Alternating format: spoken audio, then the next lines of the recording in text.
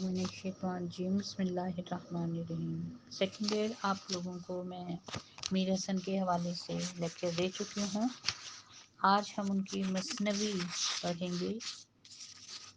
جس کا عنوان آپ اپنی بکس کھول لیجئے، ٹھیک ہے، جس کا عنوان ہے اس مثنوی کا جو میر حسن کی آپ کے سلیبس میں ہے، سحر البیاں۔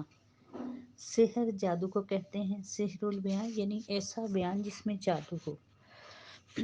اور اس کا ایک حصہ ہے یہ۔ پوری آپ کو میں کہانی بتا چکی ہوں کہ کس طرح سے میر حسن نے ایک بادشاہ کی اس میں کہانی بیان کی ہے،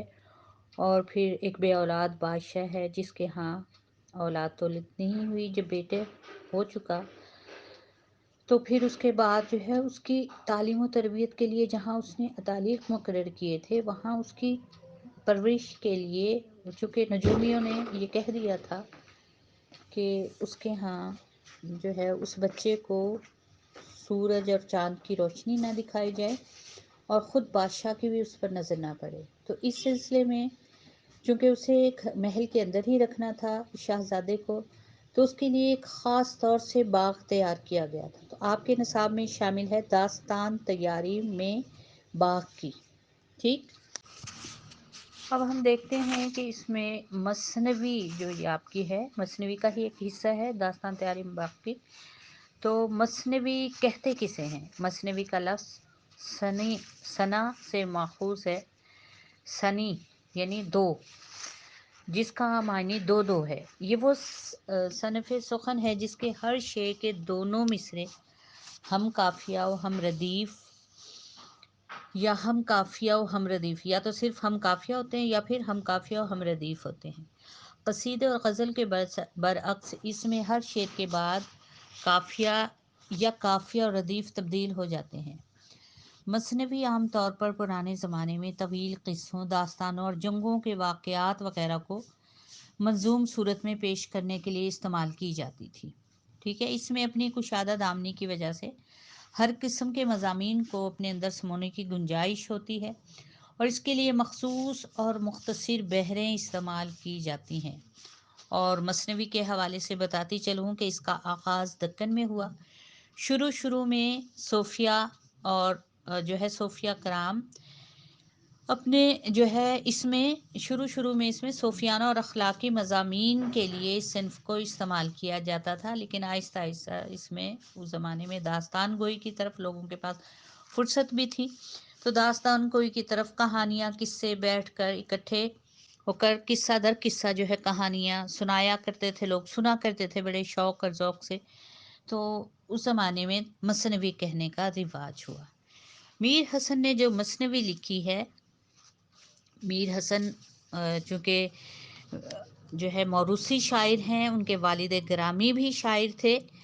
اور پھر جیسا کہ میں نے پہلے اپنے لیکچر میں بتایا تھا خواجہ میر درد اور ضیاء الدین ضیاء سے بھی اصلاح لیتے رہے، اور جو ہے میر حسن کے جو پوتے تھے میر انیس، جنہوں نے مرثیہ انیس لکھا ہے، یعنی یہ ایک شاعری کا ایک سلسلہ ہے جو میر حسن کے والد گرامی سے چلا آ رہا ہے۔ غزلیات و قصائد کی بجائے میر حسن کی شہرت جو ہے، ان کی شہرہ آفاق مثنوی سحر البیاں، جو کہ آپ کے سلیبس میں ایک تھوڑا سا حصہ، اس میں جو باغ تیار کیا بادشاہ سلامت نے اپنے بیٹے کے لیے، اس کا جو ہے وہ شامل ہے۔ مثنوی نگاری میں چونکہ میر حسن کو کمال حاصل تھا، یہ منظوم داستان اپنے نام کی طرح واقعی زبان و بیان کا جادو ہے۔ میں نے ابھی بتایا سحر کا مطلب ہوتا ہے جادو۔ یہ مثنوی لکھی تو لکھنؤ میں گئی تھی، مگر زبان و بیان کی سادگی، سلاست، روزمرہ اور محاورے اور دہلوی معاشرت کی بھرپور عکاسی کی وجہ سے دلی کی نمائندگی بھی کرتی ہے۔ اس مثنوی کے بعض اشعار ہم دیکھتے ہیں کہ ضرب المثل کی حیثیت اختیار کر گئے ہیں۔ میر حسن کے قادر کلامی نے اسے شیریں بیانی کا حسین مرقع بنا دیا ہے۔ اب اس آپ کے جو نصاب میں شامل ہے اقتباس مثنوی کا، باغ کی زیب و زینت کا نقشہ اتنی تفصیل اور اس قدر جزیات کے ساتھ کھینچا ہے میر حسن نے کہ منظر کا کوئی بھی گوشہ ہماری نظروں سے اوجھل نہیں رہتا۔ باغ میں موجود پھولوں، روشوں، قیاریوں کی تصویر پیش کرنے کے ساتھ ساتھ میر حسن نے باغ میں حسن و شباب کے جلوے بکھیرتی ہوئی حسین و جمیل کنیزوں کے حسن و جمال اور ان کے افعال و اشغال کا نقشہ کھینچتے ہوئے معمولی سے معمولی اور چھوٹی سے چھوٹی بات کو بھی نظر انداز نہیں کیا۔ اگرچہ کہیں کہیں بعض باتیں خلاف عقل نظر آتی ہیں،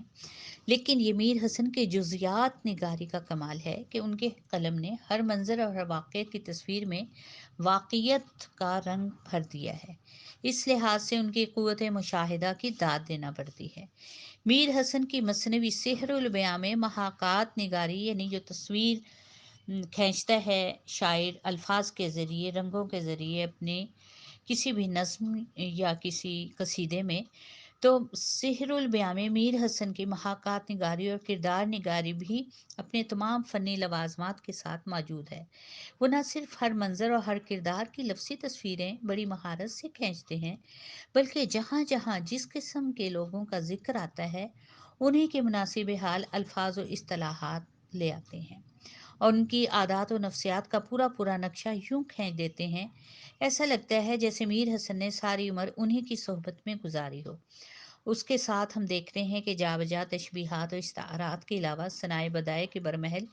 استعمال سے ان کے اشعار میں رنگینی مزید پیدا ہو جاتی ہے۔ میر حسن کی مثنوی سحر البیاں اپنے دور کی تہذیب و معاشرت کی بھی بھرپور عکاسی کرتی ہے اور اس دور کے عیش کوش معاشرے کی عیش کوشیوں کی آئینہ دار بھی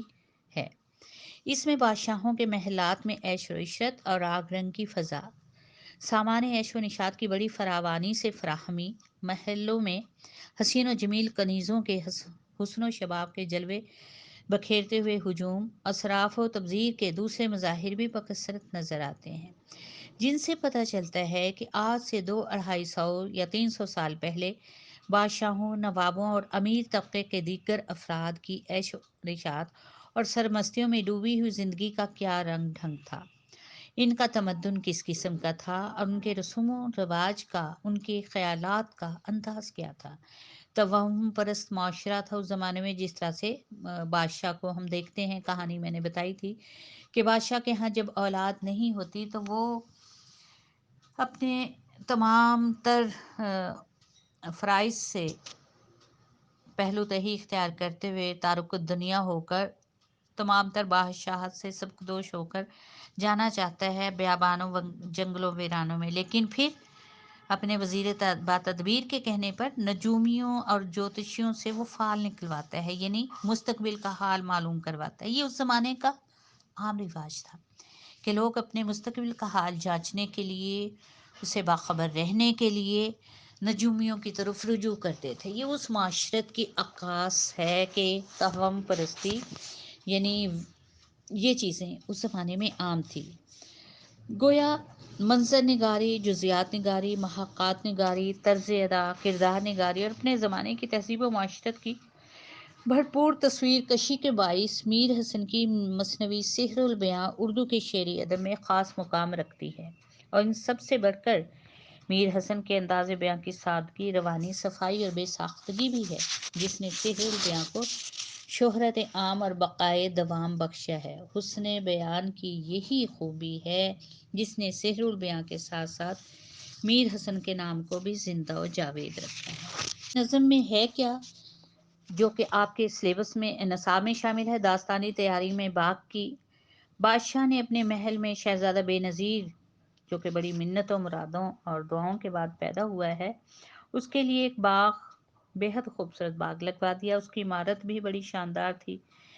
اور اس کی عمارت میں جگہ جگہ آئینے لگے تھے، فرش مخمل کا تھا، چھپرکٹ میں ہیرے جواہرات جڑے تھے، سنگ مرمر کی نہر کے گرد گرد کیاریاں پھولوں سے شاداب تھی، تمام اقسام کے پھول اپنی بہار دکھا رہے تھے۔ اب ہم دیکھتے ہیں کہ بادشاہ نے اپنے محل کی حدود میں شہزادہ بے نظیر کے لیے ایک باغ آراستہ کروایا، جس کے حسن کو دیکھ کر گل و لالہ کے سینے میں بھی داغ پڑ گیا۔ اس کی عمارات بڑی شاندار تھی، جس میں زربفت کے سائبان لگے تھے، دروازوں پر زرنگار پردے یوں لگے تھے کہ معلوم ہوتا تھا کہ دروازوں پر بہار ہاتھ باندھے کھڑی ہے۔ پردوں کی ڈوریاں سونے چاندی کے تاروں سے بنی ہوئی تھیں، یوں لگتا تھا جیسے ان میں چاند کی کرنیں گوندھ دی گئی ہوں۔ کرنیں بھی ایسی دلکش تھیں کہ نگاہ جہاں پڑتی تھی وہیں رک جاتی تھی۔ عمارت کے اندر باہر ہر طرف جہاں بھی دیکھیں آئینے ہی آئینے لگے ہوئے تھے، جس سے اس باغ کے حسن جو تھا 4 گنا اس میں اضافہ ہو گیا تھا۔ اور اس باغ میں مخمل کا ایسا نرم اور ملائم فرش بچھا تھا تو وہ گھاس کا ہی، لیکن اس قدر نرم ملائم اور خوبصورت کے قدم آگے بڑھانے کو جی ہی نہیں چاہتا تھا۔ دن رات اس میں خوشبوئیں جلتی رہتی تھی، مختلف قسم کے خوشبودار عود وغیرہ، جو خوشبودار پودے ان کے لکڑیاں اور سندل اس قسم کی اس میں خوشبوئیں جلتی رہتی تھی۔ اس کے دالان میں ہیرے جواہرات جڑی مسحری، اور پرانے زمانے میں مسحریاں ہوتی تھی پلنگ کی جگہ، بیڈز کی جگہ، تو مسحری رکھی ہوئی تھی جس کے ہیرے جواہرات آسمان کے تاروں کی طرح چمکتے تھے۔ باغ میں سنگ مرمر کی بنی ہوئی چوپڑ کی نہر تھی جس کا پانی باغ کے چاروں طرف پھر رہا تھا۔ باغ کی ساری کیاریاں پھولوں سے لدی پھدی تھی، ان کے پھول بہار سے لہلہا رہے تھے۔ سبز رنگ کا زمرد کی طرح جو تھا وہ پانی، سبزے کا رنگ جو تھا زمرد، جو کہ قیمتی سبز رنگ کا پتھر ہوتا ہے، اس کی مانند محسوس ہوتا تھا، اور روشوں یعنی جو راہ دھاریاں تھی، راستہ چلنے کی جگہ تھی، روشوں پر ہیرے جواہرات پتھروں کی طرح لگے ہوئے تھے۔ ان روشوں پر گل اشرفی کی پتیاں سونے کی طرح بکھری پڑی تھیں۔ باغ میں قسم قسم کے اور رنگ برنگ کے پھول تھے، یعنی نرگس، گلاب، یاسمن، چمیلی، اور یہی نام مادنوں کے تھے جو اس باغ کو سجاتی سنوارتی پھرتی تھی۔ گویا اسم بمسمہ کردار یہاں ہمیں دیکھنے کو ملتے ہیں۔ آج کے لیے اتنا ہی۔ یہ آپ اچھے طریقے سے پڑھیں کہ دیا شہ نے ترتیب خانہ باغ ہوا رش سے جس کے لالا کو داغ، عمارت کی خوبی دروں کی وہ شان لگے جن میں زربفت کے سائباں چھتیں اور پردے بندھے زرنگار، دروں پر کھڑی دست بستہ بہار، کوئی ڈور سے در پہ اٹکا ہوا، کوئی زہ پہ خوبی سے لٹکا ہوا، وہ مکیش کی ڈوریاں سر بسر کے مہکا بندھا جس میں تارے نظر، چیقوں کا تماشا تھا آنکھوں کا جال، نگاہ کو وہاں سے گزرنا محال، سنہری مقرق چھتیں ساریاں، وہ دیوار اور در کی گلکاریاں، دیے ہر طرف آئینے جو لگا گیا چوگنا لطف اس میں سما، وہ مخمل کا فرش اس کا ستھرا کہ بس بڑھے جس کے آگے نہ پائے ہوس، رہیں لخلخے اس میں روشن مدام، معطر شب و رات جس سے مشام، چھپر کٹ مرصع کا دالان میں چمکتا تھا اس طرح ہر آن میں، زمیں پر تھی اس طور اس کی جھمک ستاروں کی جیسے فلک پہ چمک، زمیں کا کروں وہاں کی کیا میں بیاں کہ سندل کا ایک پارچہ تھا عیاں، بنی سنگ مرمر کی چوپڑ کی نہر، گئی 4 سو اس کے پانی کی لہر، قرینے سے گرد اس کے سرو سہی، کچھ ایک دور دور اس سے سیب و بہی، کہوں کیا میں کیفیت داربست، لگائے رہیں تاقواں میں پرست، زمرد کی مانند سبزے کا رنگ، روش پہ جواہر لگا جیسے سنگ، روش کی صفائی پہ بے اختیار گل اشرفی نے کیا زر نثار، چمن سے بھرا باغ گل سے چمن، کہیں نرگس و گل کہیں یاسمن، چمن آتش گل سے دہکا ہوا، ہوا کے سبب باغ مہکا ہوا۔ ٹھیک ہے، یہ ہے آپ کی جو مثنوی کا ایک اقتباس ہے۔ یہ کل انشاءاللہ تعالی اس کی تشریح جو ہے میں آپ لوگوں کو کروا دوں گی، اور مشکل الفاظ کے معنی بھی بتا دوں گی۔ آج کے لیے اتنا ہی، دعاؤں میں یاد رکھیے گا۔ میرا خیال آپ لوگ اچھے طریقے سے سمجھ گئے ہوں گے۔ اس کا میں نے خلاصہ بھی جو ہے آپ لوگوں کو بتا دیا کہ اس میں بتایا کیا ہے میرے سن نے۔ مزید آپ کو تشریحی انداز میں کل انشاءاللہ تعالی زندگی صحت و خیر بتا دوں گی۔ دعاؤں میں یاد رکھیے گا۔ اللہ حافظ۔